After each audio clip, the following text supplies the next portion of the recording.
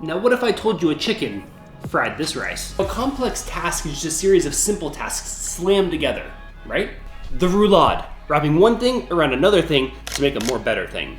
Pretty sure that's a technical definition. Today we're rocking the chicken and the rice, but you do whatever strikes your fancy. Infinite possibilities here. If anybody's out there washing their chicken, just don't do that. It's not safe. There's lots of scientific proof around this. The salmonella, the bacteria that can get you sick from chicken, is inside the chicken. Washing the outside of the chicken does absolutely nothing except spread germs around your kitchen. The only way to get rid of that is to cook the chicken completely. So if you're washing your chicken, you're just making your kitchen dirty for no reason whatsoever. You still gotta cook the chicken. Now the first step is to yank all the bones out of this guy. Think like Predator style or Mortal Kombat Fatality if that's your jam. The key to this is just to get the perfect angle. Finish it. That's all there is to it, guys. Just snatch it right out of there. Short video today, I guess. I'm just joking. Let me show you how to really debone a bird. Today I'm gonna use this beautiful boning knife from Steelport Knives. It's thin, kind of long, so it's very easy to work around all the bones of the bird. Now you could also use a paring knife or a small chef's knife if you don't have a boning knife. Just stay away from these bigger ones. At least for me, handling a big one like this is kind of a foreign concept. All right, guys, we have this beautiful overhead shot. I'm just gonna walk you through this entire process of deboning a chicken. Now, you can put a wet paper towel underneath right here so your chicken is not moving around. I'm going to not do that because I need to be able to move my chicken around to show you guys the best angle. Let's start by identifying the 8 pieces of the chicken. We're gonna flip her over.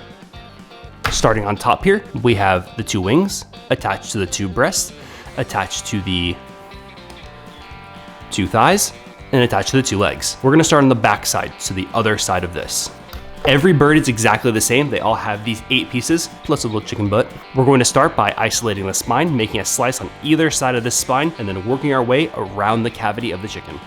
The idea of this is to work all the way around both sides without making any punctures in the skin of the chicken. That way we can tie it back up together for a nice tight bundle. We're gonna go right through this wing bone here and right through the leg bone right down here. This right here is called the oyster. It's great to keep these intact if you can. These, there's 2 of them right here. They're some of the most tender parts of the chicken. Most chefs will save those if they cook a whole chicken for the little like chef's treat at the end. Right up here is the wishbone. We're gonna come down on either side of that.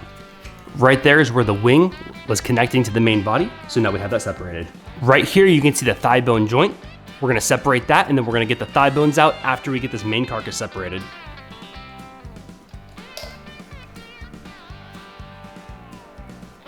This side is mostly separated now. It's pretty quick. Now let's do this side and then we can get the rest of it out. Now that the thighs and the wings are both fully separated, we can just get this main carcass out of here by carving along either side of the breast. This is very much a slow and steady wins the race type of deal here. I like to lift up the main carcass and let gravity kind of do the work with my cuts. That way I don't go too deep and accidentally cut the skin right in the front there. This is gonna be the thinnest part here. And there's the main carcass fully removed. For our application today, I'm gonna debone the thighs, get these thigh bones out of here, but I'm gonna leave the wings and the legs intact. That way it looks kind of more like a chicken when we have it stuffed. Now these thigh bones is just one bone here, cut right on top of it, give it a slice or 2, and then work your way around the bone, making sure not to puncture the skin on the outside.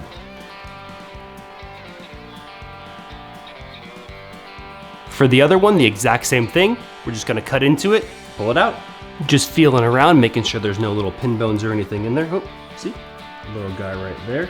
Now, because I left the wings and I left the legs, when we stuff this later, it's gonna look like a chicken because it's gonna have 2 legs and 2 wings, but there'll be no bones in the whole main part of it. The carcass and extra bones can be saved for making chicken stock. Toss this into a gallon Ziploc bag, put it in the freezer, and whenever you got a bag full, go ahead and make your stock. The chicken itself, we're just gonna put it on a tray into the fridge, let it rest for a little bit while we get our stuffing ready. It's walking time. First things first, we gotta mise our aromatics.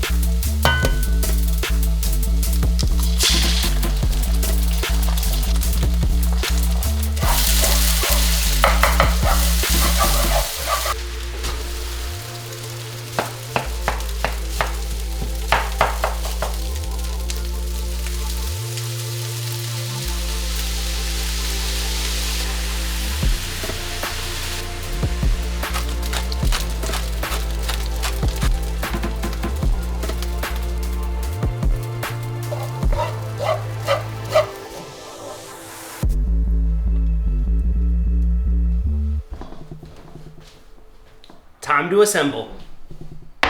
Time to activate those A-level burrito stuffing skills. We're gonna go ahead and put some slices through the breast there because that center part there is very thin and we wanna fill it out a little bit with some of that meat, so disperse the meat there and then just pop your stuffing in. Time to harken back to your days of home ec and do a little bit of sewing. This right here is a trussing needle. There we go, it's a little better. It has a little hook right there on the end, so you can kind of get underneath the skin there, nice and big, so you can really get this thing tied back together. We're gonna roll this up and then tie that whole seam back together, sewing it up. If you don't have one of these, you can truss it. You can do like a pumpkin truss or like a roll truss, whatever you wanna do. This is a lot easier though, and it allows us to keep that chicken shape. Once you get everything kind of folded up, a nice taco shape there, choose an end and then just start sewing it up, working your way down the body, trying to keep all of that stuffing inside. Then once you work past the main part, it's kind of easier just to flip it over. That way you can work on that end there. Get everything tied up nice and tight together. Make sure you hit a little bit of that muscle along with the skin. If you're just pulling on the skin, you're gonna end up tearing it. But if you get a little bit of the muscle in there, it's just gonna hold together a little bit better. Once you get everything tied up nice and tight, I like to tie the legs together. That way they're not all splayed out. It kind of keeps it all nice and tight together. She is a beauty, all trussed up, ready to go in the oven. Just gonna hit it on the outside with a little bit of salt and pepper and pop it into a 350-degree oven using a parchment-lined baking sheet here just to keep everything nice and together. If you're cooking this on the grill, you wanna use that baking sheet also just so it doesn't fall apart on you. Boop. And kind of hit that 350-degree temperature. Let's do it.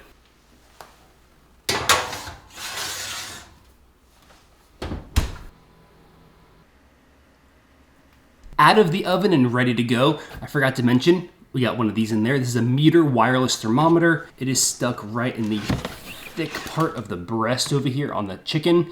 165 degrees internal, so this bird is cooked. We're gonna let it rest for like 15 minutes or so. That way all the juices can kind of redistribute. I saw it was all tight when I pulled it out of the oven. The juices were just bubbling away in there. So this is cooked, ready to go. A little rest, cut her up.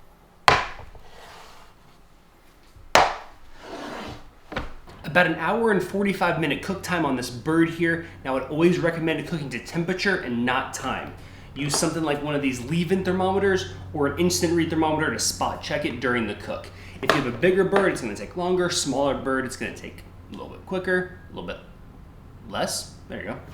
This bird was about 6 pounds, so you can kind of use that as a gauge, but you're gonna have the best results if you cook to temperature and not time. Now, let's slice this up for one of the most impressive slice shots you're ever gonna see.